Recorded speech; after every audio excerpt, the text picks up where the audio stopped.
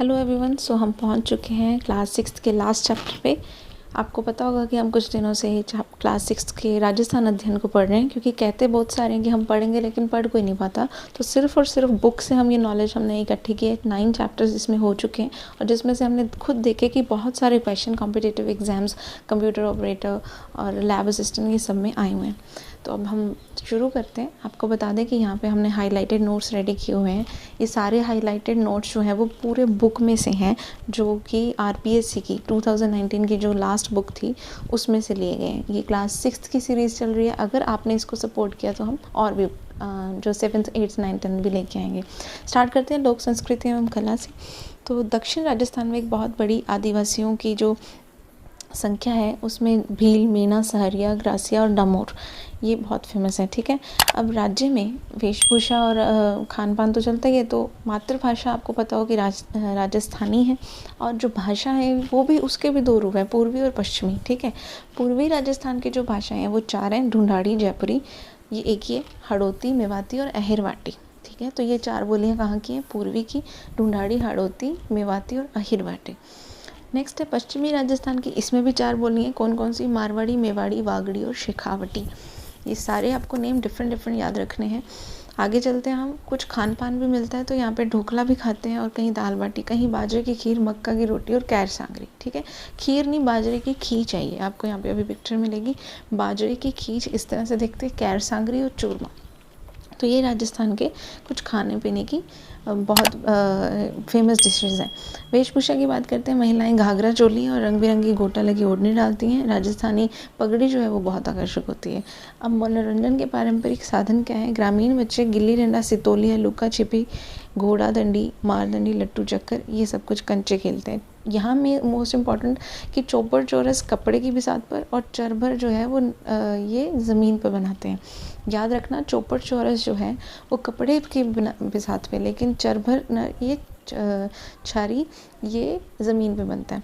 सपेरे, कालमेलिया, मदारी, जादूगर, पतंगबाजी ये भी खेलते हैं। अब लोक नाट्य शैली में क्या है? ख्याल, हेला, गवरी, तमाशा, तुर्रा, कलंगी, रासधारी, रामलीला, दंगल, स्वांग, नौटंकी, भवाई। तो हेला, तुर्रा, रामधारी, दंगल, स्वांग, भवाई ये मोस्ट इम्पॉर्टेंट है, क्योंकि ये पूछ लेते हैं कि बताओ ये क्या है। तो आपको पता हो कि ये लोक नाट्य शैलियाँ हैं। अब सांस्कृतिक विविधता की बात करते हैं, तो बहुत सारे फेमस हैं। तो यहाँ पे गणगौर का त्योहार के बारे में बताया कि ये चैत्र शुक्ल तृतीया, ये आपको याद रखना है। चैत्र शुक्ल तृतीया को गणगौर का त्योहार मनाते हैं। गण और गौर से एक्चुअल में मतलब क्या होता है? शिव और पार्वती। ठीक है, तो गणगौर के अवसर पे क्या करते हैं? ये या तो 3 दिन चलता होता है, और कहीं कहीं तो ये 4 दिन भी चलता है, और बहुत धूमधाम से ये मनाया जाता है। पार्वती और शिव जी की पूजा इसमें बेसिकली की जाती है। नेक्स्ट है तीज का त्यौहार। श्रावण के महीने में पहली बात तो ये मनाया जाता है तीज का त्यौहार। और शुष्क राजस्थान यानी कि पश्चिमी जो एरिया है, जब वहाँ पे काली घटाएं आ जाती हैं, तो यहाँ पे ये उत्सव जैसे ही मनाते हैं। श्रावण के महीने में शुक्ल पक्ष की तृतीया, याद रखना, श्रावण के शुक्ल पक्ष की तृतीया को तीज, और पेड़ों से झूलती हैं ये महिलाएं। और भादों की जो कृष्ण पक्ष की तीज है वहाँ पे कजली तीज या सातुड़ी तीज कहते हैं। 2-3 तरह के तीज हैं यहाँ पे, याद रखने हैं। मनुष्य की निकटता का अनुपम उदाहरण यही तीज वगैरह ही होता है। तो शीतलाष्टमी, होली के 8वें दिन चैत्र कृष्ण पक्ष की अष्टमी, याद रखना, चैत्र कृष्ण पक्ष की अष्टमी को शीतला देवी जी का पूजन किया जाता है। ठीक है, और इसमें बासोड़ा यानी कि एक दिन पहले जो खाना बना लेते हैं। जयपुर के पास चाकसू की शील डोंगरी और उदयपुर के वल्लभ नगर में शीतला माता जी के मंदिर हैं। अब उसके बाद है अक्षय तृतीया।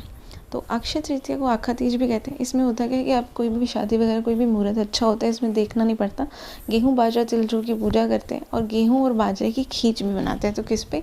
अक्षय तृतीया या आखा तीज पे। अब उसके बाद है राजस्थान के मेले। तो सबसे पहला मेला ये आपने सुना होगा, पुष्कर का मेला है। कहाँ पे? ये अजमेर में है। कार्तिक पूर्णिमा पे यहाँ पे भव्य मेला लगता है। कब? कार्तिक पूर्णिमा पर। और पुष्कर में जो ब्रह्मा जी का इकलौता एक मंदिर है, और यहाँ पे एक झील भी है जो इसके आकर्षण का केंद्र है। पुष्कर की कौन सी झील फेमस है? Right in common sections. Kaila Devi का मेला। तो सवाई माधोपुर में कैला देवी की मंदिर है। चैत्र शुक्ल अष्टमी को विशाल मेला लगता है, जैसे लक्खी मेला भी कहते हैं। कैला देवी के मेला को लक्खी मेला भी कहते हैं। चैत्र कृष्ण द्वादशी से चैत्र शुक्ल द्वादशी तक ये चलता है।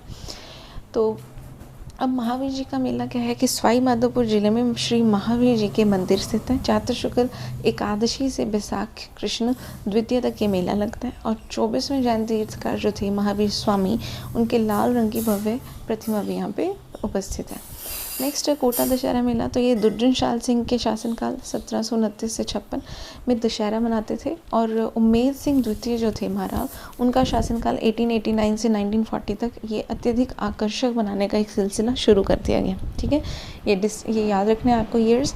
हरियाली अमावस्या का मेला तो उदयपुर में ये लगता है और इसकी शुरुआत फतेह सिंह जी ने की थी, 1899 में हुई थी।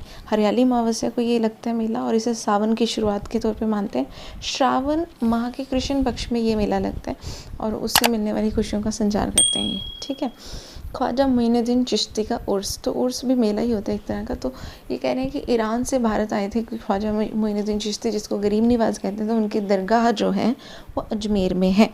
अब ये अजमेर में इस्लामिक कैलेंडर के रजब माह की 1 से 6 तारीख को ये मनाते हैं। ठीक है, बनेश्वर मेला तो आदिवासी समाज का ये सबसे बड़ा मेला है। डूंगरपुर जिले में माही, जाखम और सोम नदियों के संगम पर ये जो मेला लगता है और दिव्यंगत की अस्थियाँ वगैरह भी प्रवाहित करते हैं लोग यहाँ पे। उसके बाद है करणी माता का मेला। बीकानेर जिले में देशनोक के करणी माता का ये मेला बहुत फेमस है और ये अधिष्ठात्री ये जो देवी हैं उनकी काले और सफ़ेद चूहे यहाँ पे बहुत मात्रा में दिखते हैं। खाटू श्याम जी का मेला सीकर जिले में लगता है। ठीक है, और यहाँ पे फाल्गुन के शुक्ल पक्ष की 10वीं से द्वादशी तक ये मेला लगता है। ठीक है, फाल्गुन शुक्ल पक्ष की 10वीं से द्वादशी कहाँ पे? सीकर में। नेक्स्ट है बाबा रामदेव जी का मेला। तो ये जैसलमेर के पोखरण जिले में रुणीचा नामक स्थान पर रखता है। कहाँ? पोखरण में रुणीचा नामक स्थान, जैसलमेर। भाद्रपद माह के शुक्ल पक्ष की द्वितीय से एकादशी, भाद्रपद माह के शुक्ल पक्ष की द्वितीय से एकादशी में रामदेव जी का मेला लगता है। ठीक है, ये बहुत ही फेमस मेला माना जाता है।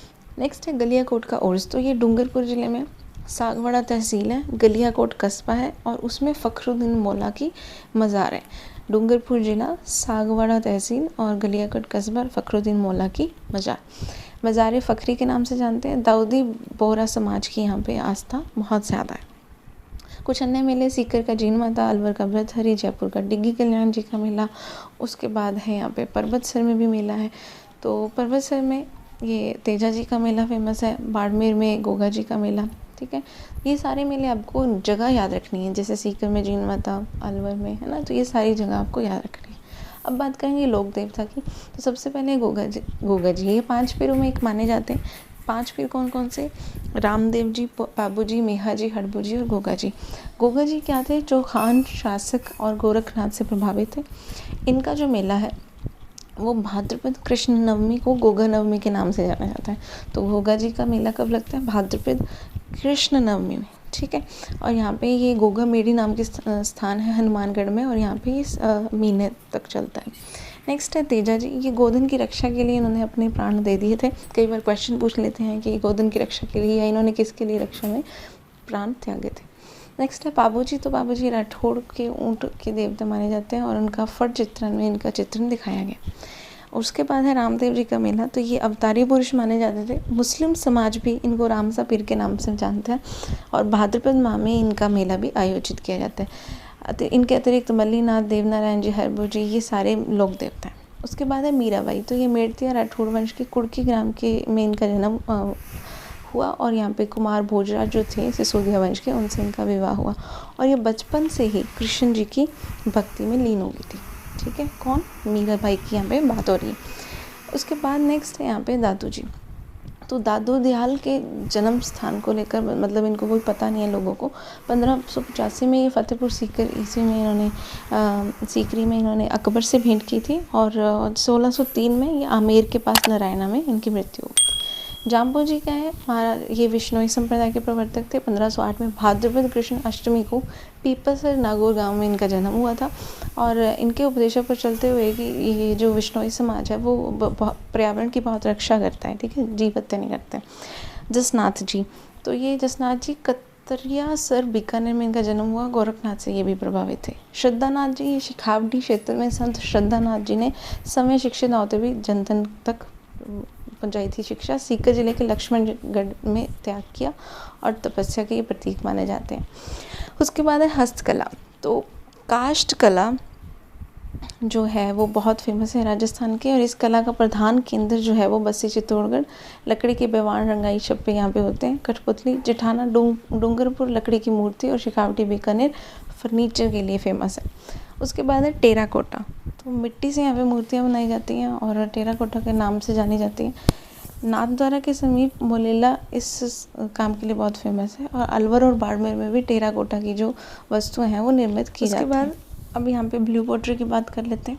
तो ये चीनी मिट्टी से सफ़ेद बर्तनों का या नीले रंग के अंकन करते हैं उस पर, और इसको सुनहरी पॉटरी आदि भी यहाँ पे फेमस हैं। लाख का काम कहाँ करते हैं? तो लाख के काम में चपड़ी को पिघलाकर और चौक बिरोजा वगैरह मिलाकर आटा गूंथते हैं। और ये कहाँ फेमस है लाख के बर्तन? ये जयपुर जोधपुर, यहाँ पे आभूषण बनते हैं लाख के, और ये बहुत फेमस बनते हैं। अब आभूषण है तो जयपुर जोधपुर बीकानेर उदयपुर ये बहुत जड़ाऊ गहनों के लिए कुख्यात है, ठीक है। इसमें पत्थर वगैरह जड़ के काम करते हैं। कांच और बारीक नक्काशी को थेवा कला कहते हैं, और जिसके लिए प्रतापगढ़ बहुत ज़्यादा फेमस है। प्रतापगढ़ की जो जनजाति है उसमें पीतल और चांदी के आभूषण के लिए ही बहुत फेमस है। कपड़े की छपाई ये इम्पॉर्टेंट है, क्योंकि इसमें बगरू, सांगनेर, अकोला, बाड़मेर, काला डेरा, पाली और बस्सी ये सारे फेमस हैं। गोबर, तिल का तेल और बकरी की मींग और ये सब मिला के ये घोल बनाते हैं, और उससे जो पूरी रात इसको कपड़े पर डालने के बाद हरड़ के घोल में इसको डुबा देते हैं और ब्लॉक से उस पर छपाई करते हैं। आजकल सिंथेटिक रंग भी यूज़ होते हैं। उसके बाद है कशीदाकारी या गोटाकारी। तो कपड़ों को तरह तरह से काट कर उसको फिर दूसरे कपड़े पे चिपकाना, वैसे पेच वर्क होता है। और गोटे के किनारे आरी तारी का काम भी ये राजस्थान में किया जाता है। इस प्रकार हमने क्या देखा कि यहाँ पे इसी वजह से राजस्थान को रंगीला राजस्थान कहते हैं। क्षेत्र क्या होता है? अंचल, लोक देवता जो क्षेत्र में पूजते हैं, नक्काशी जो पत्थर पे करते हैं। उसके बाद है कुछ क्वेश्चंस जो अभी अगर आपने स्टेट ऑफ माइंड में रखे देखे हैं तो आपके सामने क्वेश्चन है। पॉज करिए आप वीडियो को और इन सभी क्वेश्चंस के आंसर दीजिए, और बताइए कि जो आपने वीडियो देखी उसमें सारे क्वेश्चन थे या नहीं, ठीक है। अगर यही आप बुक पढ़ते तो आपको टाइम ज़्यादा लगता। अब ये सारे क्वेश्चन चाहे अति लघु, उत्तरात्मक, चाहे लघु, ये MCQ फॉर्म में कैसे भी क्वेश्चन आ सकते हैं। इसके बाद पेज पे जो बुक ख़त्म होती है तो यहाँ पे कुछ लाभकारी योजनाएं दी हुई हैं। ये आप इसको रोक लीजिएगा और इसको देखिएगा कि कैसे इन्होंने छात्रवृत्तियाँ बनाई हैं। अनुसूचित जाति, मैट्रिक, जनजाति, और इसमें माता पिता अगर संरक्षण नहीं है तो 6 से 8 75 रुपये छात्र को और 125 छात्रा को देते हैं। अन्य पिछड़ा वर्ग में मैट्रिक छात्रवृत्ति देते हैं अगर पापा हैं लेकिन 2.5 लाख से उनकी कम है आय। तो 6 से 10th क्लास में ये 100 रुपये और बालिकाओं को ये देते हैं। और अगर आप हॉस्टल में रह रहे हैं तो 500 रुपये का अनुदान है। अन्य पिछड़ा वर्ग के लिए भी ऐसे सेम ही, और ये प्रति माह जो कक्षा 9-10th में रहते हैं उनके लिए 60 रुपये और 120 रुपये देने का अनुदान है। कई जो दूर दराजों से आए हैं 1st से 10th क्लास के लिए, तो ये अल्पसंख्यक और प्री कारगिल, ये सारी इन्होंने यहाँ पे योजनाएं दे रखी हैं। इवन जो कारगिल योजना है वो तो 1st से 12th तक है और 180 रुपये प्रति माह देते हैं। उसके बाद इन्होंने हाथ धोने के कुछ आसान चरण, लेकिन कितने चरण बताए हैं? 5। तो 5 के 5 चरण आपको आने चाहिए। तो ये था लास्ट अपना पेज, और इस तरह हमने चैप्टर 10 के 10 फिनिश कर लिया 1st से 6th। बहुत कम बच्चे होते हैं जो सारे के सारे चैप्टर फिनिश करते हैं, और अगर आप उनमें से एक हैं तो आपका सिलेक्शन पक्का है। क्योंकि अगर हम स्क्रॉल करते रहते हैं और इधर उधर वीडियो देख रहे हैं लेकिन जो काम की चीज़ है उसको ना देख के हम वक्त ज़ाया कर रहे हैं तो उसका भी कोई रोल नहीं है। तो यहाँ पर आपने 10 के 10 चैप्टर पढ़ लिए हैं, राजस्थान परिचय से शुरू होकर आज़ादी, और फिर उसमें जल संसाधन, और उसके बाद आधारभूत सेवाएं, लोक संस्कृति और कला। थैंक यू सो मच, आपने ये पूरी सीरीज़ बनाने में बहुत हेल्प की, क्योंकि अगर ये आप देखते ना तो शायद मैं वीडियो बनाती भी ना। आपके सपोर्ट की वजह से ये इस लायक हुआ कि एग्ज़ामजे चैनल ने आपके सामने ये पेश किया। उम्मीद करती हूँ कि आप अपने व्हाट्सएप ग्रुप, अपने जो पढ़ाई के जो क्षेत्र हैं वहाँ पे इस चैनल को और ज़्यादा सेंड करेंगे, क्योंकि जो ऑलरेडी फेमस चैनल हैं उनको TRP वगैरह मिल जाती है। मुझे व्यूज़ वगैरह नहीं, मुझे तो ये है कि कितने भी बच्चे पढ़ें, एटलीस्ट उनका टाइम ना वेस्ट हो। क्योंकि जब मैं खुद पढ़ती थी, मैंने रीट में जब भी स्कोर किया, सीटेट मैंने पास किया, हालांकि मैंने कोचिंग नहीं ली, लेकिन मेरे को लगता था शायद ये जो यूट्यूब है वो मुझे कुछ सिखा देगा। पर हुआ क्या, यहाँ पे टाइम वेस्ट वाले ज़्यादा काम हुए हैं। लाइव अगर आप किसी का देखेंगे तो उसमें बच्चों के कमेंट का ही आंसर दे रहे हैं, बच्चों के कमेंट का ही नाम लिए जा रहे हैं। उनको सिर्फ अपने चैनल को बढ़ाना है। अब मैं चाहती हूँ कि अगर आपने यहाँ तक इस चैनल को देखा है तो अगर आपको ये पसंद आया तो प्लीज़ इसको सेंड करिए। May you get your job, क्योंकि आप मेहनती हैं। Thank you so much.